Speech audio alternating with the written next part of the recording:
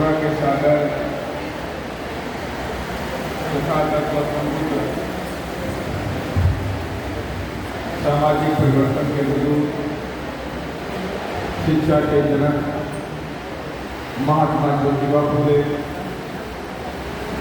आरक्षण के जनक कोल्हापुर विरासत के कुर्मी राजा छत्रपति साहू जी महाराज, भारतीय संविधान के रचयिता, बौद्ध तत्व भारत रत्न परम पूज्य बाबा साहब डॉक्टर भीमराव अम्बेडकर, दलितों, आदिवासियों, पितरों, गरीबों और मुस्लिमों को राजनीति की मुख्यधारा बनाने वाले बाप से DS4 बहुजन समाज पार्टी के संस्थापक मान्यवर श्री कांशीराम साहब एवं बहुजन समाज में जन्मे तमाम संतों, गुरुओं और महापुरुषों के चरणों में श्रद्धा के सूत्र अर्पित करते हुए साथ ही बहन कुमारी मायावती को अपना आदर्श नेता मानते हैं।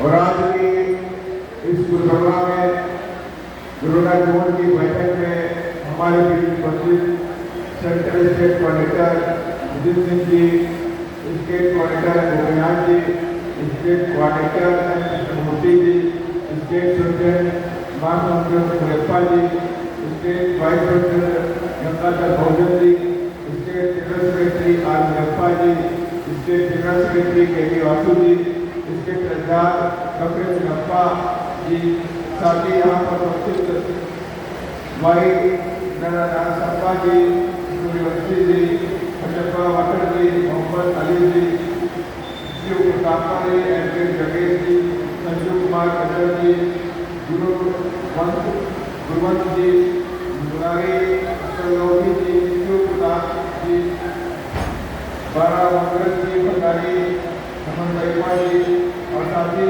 भानु राणा जी रायपुर से, उनके साथ ही मेरे बैठे हुए तमाम बहुजन समाज पार्टी के जवान सिपाहियों, माताएं, बहनों, आप सभी लोगों को मैं क्रांतिकारी जय हिंद करता हूँ। और आज की बैठक आप सभी के बीच में खास प्रयोजन के तहत आपको बुलाई गई है, क्योंकि आज ये बैठक पूरे देश में हो रहे लोकसभा चुनाव के मद्देनजर यहाँ बुलाई गई है। और आज इसी बैठक में आपके बीच में जो आसपास के जो गुलबर्गा डिवीजन के प्रत्याशी हैं उनका मैं नामकरण करूँगा। बात साफ है, आज इस देश के अंदर जो चुनाव हो रहा है वो चुनाव महज चुनाव नहीं होने वाला। ये चुनाव बाबा साहब के संविधान को बचाने के लिए महासंग्राम शुरू है।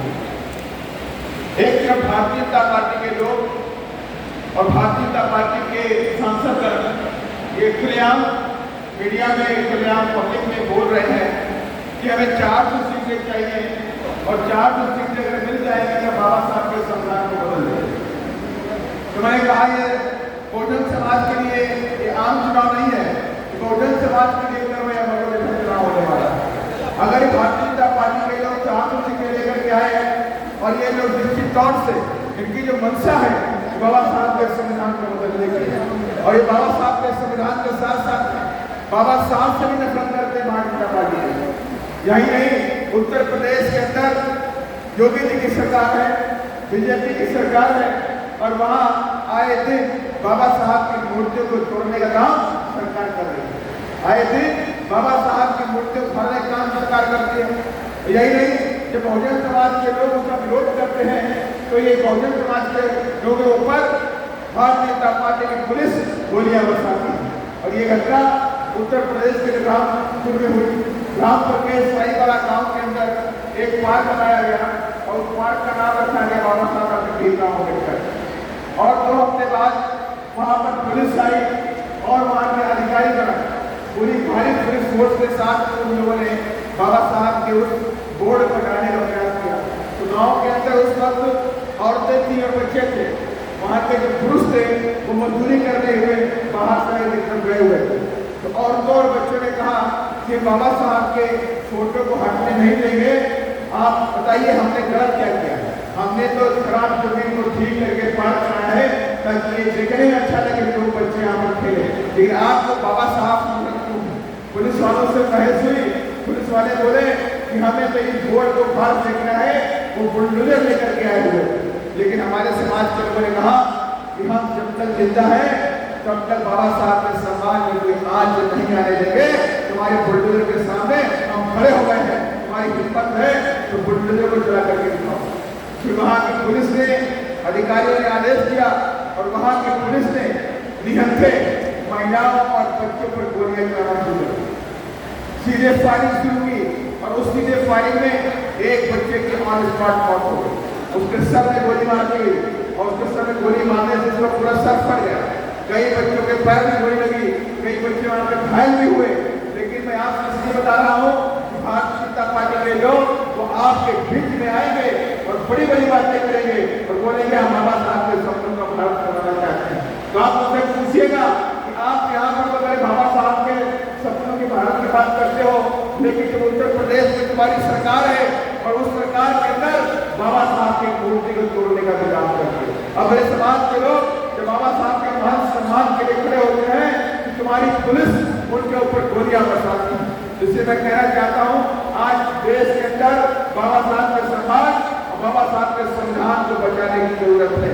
अगर ये 2024 में इलेक्शन हमने साधारण चुनाव ले लिया और हम भी बिरयानी में दारू में पैसे ले गए तो हम बाबा साहब ने जो जीवन भर संघर्ष करके हमें सम्मान दिया, बाबा साहब ने जीवन भर संघर्ष करके हमें मान सम्मान दिया और ये शिक्षा का अधिकार दिया, नौकरी का अधिकार दिया, अच्छे कपड़े पहनने का अधिकार दिया, कुर्सी पर बैठने का अधिकार दिया और ये सारे के सारे अधिकार भारतीय जनता पार्टी और उनके लोग खत्म करते हैं। इसलिए मैं आप सबसे कहना चाहता हूँ ये जो चुनाव है ये आम चुनाव नहीं होने वाला है। ये चुनाव बहुजन समाज के लिए करो या मरो जैसा होने वाला है। ये हमारे लिए करो या मरो जैसा है। अगर हमारा संविधान खत्म हो गया तो हमारे बहुजन समाज के लोग इस देश में हजारों साल से गुलामी का दर्द झेल रहे थे वो वापस उसी गुलामी के अंदर ढकेल दिए जाए। आज भी देश के अंदर बहुजन समाज के 67 लाख बच्चे, 67 लाख बच्चों को 2 वक्त की रोटी नहीं मिलती। जीरो मील पर जीवन मृत्यु करते हैं। माने कि 67 लाख बच्चे इस देश में 24 घंटे में भी खाने का एक टुकड़ा नसीब नहीं होता। और ये भारतीय जनता पार्टी कहती है कि देश विकसित हो गया है, विकसित राष्ट्र बन गया है। 40 लाख परिवारों के घर में शाम के वक्त की रोटी नहीं होती है, लेकिन भारतीय जनता पार्टी बोलती है कि देश विकसित हो गया है। अरे विकसित हो गया मानता हूँ, लेकिन आपने किसको विकसित किया? आपने सिर्फ बड़े बड़े ठंडा क्षेत्रों को अमीर करने का काम किया।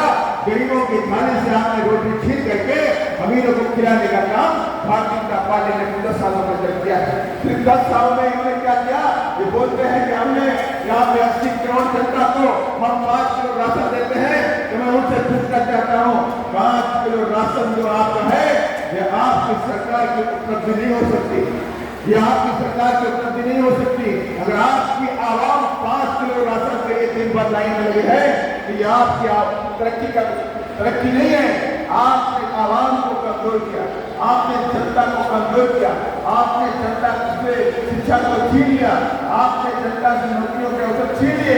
इसकी वजह से आपको 5 किलो राशन देना पड़ता है। और बहुजन समाज पार्टी और बाबा साहब की सोच थी इस देश के अंदर शिक्षा फ्री होनी चाहिए, इस देश के अंदर हर व्यक्ति के हाथ में शिक्षा होनी चाहिए और शिक्षा के दम पर भारत तरक्की करेगा। और इस पाखंड से इस देश तरक्की कभी नहीं कर सकता। लेकिन आज बाबा साहब की बातों को खत्म करना चाहती भारतीय जनता पार्टी आए दिन नए नए नियम लेकर के आती है, नए नए तमाम तरह के कानून बनाती है और उन कानूनों में सीधा सीधा हमला हमारे बहुजन समाज के लोगों के ऊपर होता है। और लेकिन मैं उनसे कहना चाहता हूँ कि मेरा जो बहुजन समाज है जो हाथी के जैसा विशाल कराया है, इसने भी ठान लिया है कि हम बाबा साहब के मान सम्मान में कभी नहीं आने देंगे, चाहे जान चली जाए, लेकिन बाबा साहब के संविधान पे आज नहीं आने देंगे। जब हमने सोच लिया कि बाबा साहब के संविधान में कोई आज नहीं आने देंगे तो इसके लिए जरूरी है कि आपके नुमाइंदे यहाँ से जीत करके पार्लियामेंट में जाने चाहिए। अगर आपके नुमाइंदे पार्लियामेंट में नहीं पहुंचेंगे तो आपके दुखों और तकलीफ की बात कौन सुनाएगा? आपके संविधान को बचाने की जंग पार्लियामेंट के अंदर कौन बोलेगा? अगर आपके लोग पहुंचेंगे, आपके सिपाही पहुंचेंगे तो 100% कि बाबा साहब के मान सम्मान के लिए, बाबा साहब के संविधान को बचाने के लिए अपने आप को बलिदान करने का भी काम करेंगे। इसलिए मैं आप सभी लोगों से कहना चाहता हूँ कि हर हालत में इस बार आप बहुजन समाज पार्टी के कार्यकर्ताओं को आपको आगे बढ़ाना है, क्योंकि बहुजन समाज पार्टी ने इस बार अपने कार्यकर्ताओं को भरोसा देने का काम किया है। और इन्हीं में से हमने अभी जो बेलगावी से जो हमारे प्रत्याशी हैं वो समुद्रा की हैं, बीदर से राजू जी को टिकट मिला हुआ है, और बालापुर में आर मुनियप्पा जी को टिकट दिया गया है, और साथ ही गुलबर्गा में से हुजप्पा वडर जी को टिकट मिला है गुलबर्गा से, और हासन से गंगाधर भोजन जी को टिकट दिया गया है, कोप्पल से मैलारप्पा जी को टिकट दिया गया है, कोप्पल से मैलारप्पा जी को ये प्रत्याशी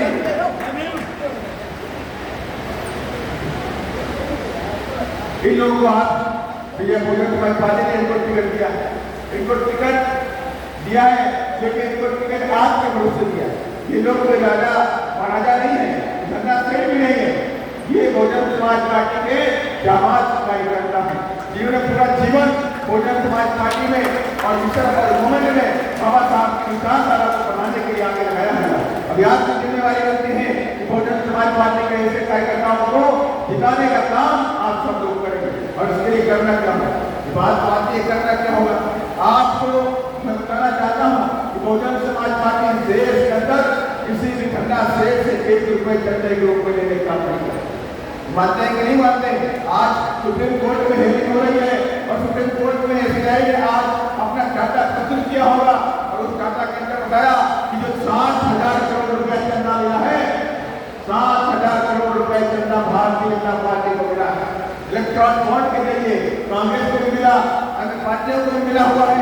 आज वो एसबीआई सुप्रीम कोर्ट के सामने डाटा रखने में उसे दिक्कत आ रही है। वो जानती है अगर हमने डाटा रख दिया सारे ठंडा सीटों के नाम इस देश की जनता तक पहुंच जाएंगे, लेकिन उसी तरफ दूसरी तरफ जो बहुजन समाज पार्टी है जनता की चोट पे कहती है कि हम किसी ठंडा सेठ से 1 रुपए का इलेक्ट्रॉन बॉन्ड लेने का काम नहीं करते हैं, और हम जनता की चोट पे कहते हैं कि बहुजन समाज पार्टी अपने कार्यकर्ताओं के खून पसीने से चलने वाली पार्टी है, उनके खून पसीने कमाई से चलने वाली पार्टी रखती है, जो महापुरुषों के सपनों को, बाबा साहब के सपनों को, महात्मा फुले के सपनों को, साहू के सपनों को, राणा के सपनों को, परिवार के सपनों को पूरा करना चाहती है, तो वो एकमात्र है बहुजन समाज पार्टी।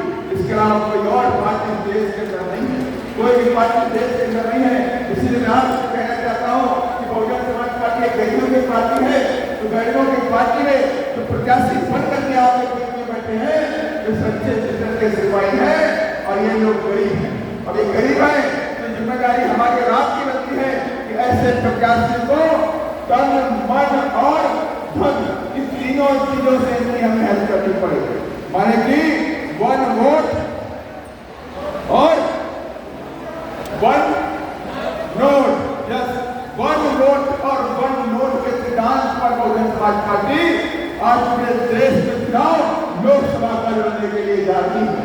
अब इसमें करना आपने ये है कि बहुजन समाज पार्टी का कार्यकर्ता आपके गांव में आपके घर में पहुंचेगा तो आप इसका स्वागत सॉल से नहीं करेंगे, इसका स्वागत माला पहना के नहीं करेंगे, आप सिर्फ नीला झंडा लगाएंगे और 200, 500, 1000, 5000 इसमें जो क्षमता होगी उन प्रत्याशी को देने का काम करेंगे।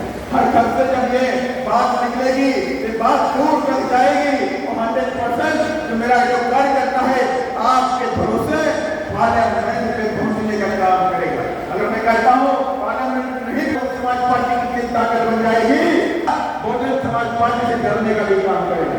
बहुजन समाज जो हाथी संसाल का समाज है, इसके एक बार हुंकार मारने से पार्लियामेंट में हिल जाएगी। जो लोग सोच रहे हैं कि हम बाबा साहब के संविधान को बदलेंगे, तो मैं उनको बताना चाहता हूँ कि मेरा बहुजन समाज अपने आप को बलिदान कर देगा, लेकिन बाबा साहब के संविधान पे आज नहीं आने देगा, बाबा साहब के संविधान पे खरोच भी नहीं आने देगा। इसलिए मैं आप लोगों से कहना चाहता हूँ, बाबा साहब के संविधान को बचाने के लिए हमें राजनीतिक रूप से मजबूत होना जरूरी है। अगर हम राजनीतिक रूप से मजबूत नहीं होंगे तो बाबा साहब के संविधान की लड़ाई पार्लियामेंट में कौन लड़ाई लड़ने काम करेगा? लड़ाई वहां भी होगी, लड़ाई विरोध लड़ाई जो होगी, असली जंग जो होगी बाबा साहब के संविधान को बचाने की, वो पार्लियामेंट के अंदर होगी। तो पार्लियामेंट में हमारे नुमाइंदे होने चाहिए। हमारे नुमाइंदे अगर नहीं होंगे तो पार्लियामेंट की बात आप तक नहीं पहुंचेगी, आपकी बात पार्लियामेंट तक नहीं पहुंचेगी। तो इसलिए मैं आप सभी लोगों से कहना चाहता हूँ, आज बीएसपी को कमजोर करने की बड़ी साजिश की जाती है। चारों तरफ बीएसपी के खिलाफ एक निगेटिव माहौल बनाया जाता है। कल की मैं बात करता हूँ, इंडिया टुडे ग्रुप है, टीवी ग्रुप है, उस टीवी ग्रुप ने लिखा कि मायावती जी अमित शाह से मिली हुई, और अंदर जब न्यूज बोलिएगा तो न्यूज में लिखा कुछ और था। तो मैंने कहा कि न्यूज ऊपर बहन जी की फोटो लगा दिया और अंदर कुछ न्यूज और लगा दिया। तो हमारे जो साफ होती है कि हमारे लिए खिलाफ ये प्रोपेगेंडा करा करते हैं कि कैसे न कैसे बहुजन समाज पार्टी कमजोर की है। ये बहुजन समाज पार्टी बननी नहीं चाहिए। इनको डर बहुजन समाज पार्टी से ये होता है कि बहुजन समाज पार्टी देश में बाबा साहब के संविधान को लागू करेगी। बहुजन समाज पार्टी देश में महापुरुषों की विचारधारा को पूरी ताकत के साथ लागू करने का काम करेगी। इसलिए ये लोग बीएसपी चुनाना चाहते हैं। अब बहुजन समाज पार्टी कहती भी है कि जब हम सत्ता में आएंगे तो इस देश के सामाजिक परिवर्तन करके रहेंगे। जब हम सत्ता में आएंगे इस देश से गरीबी को दूर करके रहेंगे। ये हमारी सोच है जो हमारे महापुरुषों ने अपने संविधान में लेकर के गया। उसी संविधान के जरिए हम लोग आगे की तरफ बढ़ना चाहते हैं। तो मुझे आप सभी लोगों से यही कहना था, क्योंकि मुझे हैदराबाद की तरफ निकलना है, तो मुझे आशा और विश्वास भी है कि इस बार बहुजनों का हाथी यहाँ से कोलकाता से निकल करके दिल्ली जाएगा। आपने पहले करके दिखाया है कि मत सोचिए कि हम कमजोर हैं, ये सोचिए कि हम बाबा साहब के सिपाही हैं। और बाबा साहब का सिपाही कमजोर नहीं होता है, बाबा साहब का सिपाही किसी करने वाला नहीं होता है, और बाबा साहब का सिपाही कभी झुकने वाला भी नहीं होता है। और बाबा साहब की ताकत कोई जान भी नहीं सकता। हम उनके सिपाही हैं, उनके बच्चे हैं। तो इस बार बाबा साहब के सपने को पूरा करने के लिए गुलबर्गा से हाथी दिल्ली जाएगा। कितने लोग जाते हैं?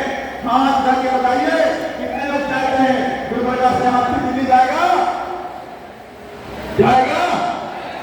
आवाज नहीं आई। जाएगा? जाएगा? पक्का है? पैसा भी देंगे, वोट भी देंगे। देंगे नहीं देंगे? पैसा भी देंगे।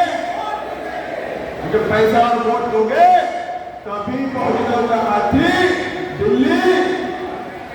हमारे पास वोट है, उनके पास नोट है। इस बार नोट वाले हारेंगे और वोट वाले जीतेंगे। इन्हीं सब सुधारों के साथ मैं परिवार को विराम देता हूं। जय भीम।